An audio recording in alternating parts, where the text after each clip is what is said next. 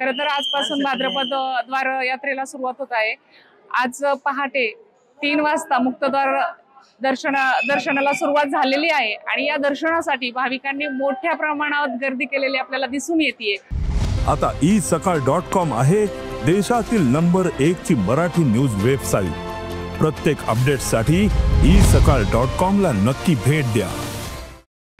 सकाळी 10 नंतर पालखी प्रस्थान होणार आहे। पहिलं हे करड्या गावाला होते, दुसरी पालखीचं प्रस्थान हे निमगावला होतं, तिसऱ्या पालखीचं प्रस्थान हे गणेगावला होतं आणि चौथी पालखी ही डोकसांगवीकडे प्रस्थान करत असे सलग 4 दिवस 4 दिशांना बाप्पांच्या पालखीचं प्रस्थान होत असतं।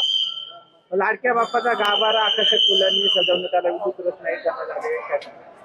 खरं तर देवस्थानच्या वतीने संपूर्ण मंदिर परिसरामध्ये आणि बाप्पाच्या गाभाऱ्याला रंगीबिरंगी फुलांनी आकर्षक अशी सजावट करण्यात आली आहे। संपूर्ण मंदिर परिसर हा विद्युत रोषणाईने उजळून निघालेला आहे आणि सुंदर केलेली आकर्षक सजावट हे भाविकांचं मन वेधून घेत आहे। नमस्कार, आज भाद्रपद यात्रेचा प्रारंभ होत आहे। गेली 400 वर्षापासून ही देवस्थानची परंपरा आहे। द्वार यात्रेची सुरुवात झाली आहे। मंदिर पूर्ण या ठिकाणी आकर्षक अशा रंगबिरंगी फुलांनी सजवले आहे। विविध काम केलं आहे। भाविकांच्या या ठिकाणी पहाटे 2 वाजल्यापासून भरपूर प्रमाणात गर्दी होत आहे। खऱ्या अर्थाने आज भाद्रपद उत्सव हा मोठ्या प्रमाणामध्ये साजरा होत आहे। आज रविवार असल्यामुळे भाविकांची मोठी गर्दी या ठिकाणी होणार आहे। त्याची सर्व भाविकांची देवस्थान ट्रस्टतर्फे या ठिकाणी आपण वेगवेगळ्या प्रकारची सुविधा केली आहे। दर्शन रांगा आहे, पार्किंग व्यवस्था आहे, पिण्याच्या पाण्याची व्यवस्था आहे, महाप्रसादाची व्यवस्था आहे। त्याप्रमाणे दुपारी या ठिकाणी पालखी निघणार आहे।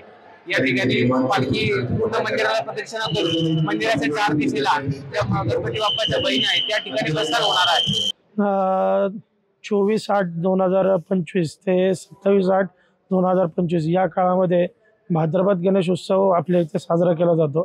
खरं तर 27 तारखेला सगळ्यांच्या घरामध्ये घरोघरी गणपती बसतात, पण रांजणगाव गणपती येथे प्रतिपदेपासून चतुर्थीपर्यंत हा उत्सव साजरा केला जातो। रांजणगाव गणपतीमध्ये कुठेही गणपती बसत नाही किंवा कोणाच्या घरीही गणपती स्थापना करत नाही, कारण आपल्या इथले स्वयंभू गणपती असल्यामुळं गणपतीचा रांजणगाव गणपतीमध्ये विसर्जन करत नाही, त्यामुळं हाच गणपती मानला जातो। इथली आख्यायिका अशी आहे की 4 दिशांना गणेशाच्या 4 बहिणी आहेत असं म्हणले जाते। करडे, लिमगाव, डोकसांगवी, गणेगाव असे 4 ठिकाणी 4 गणेशाच्या बहिणी आहेत। तिथे लोक पायी चालत जाऊन देवीचे मूर्तीला पाणी घालून परत गणपतीचे इथे येतात। अशी आपल्या इथली 4 दिवसाची आख्यायिका आहे।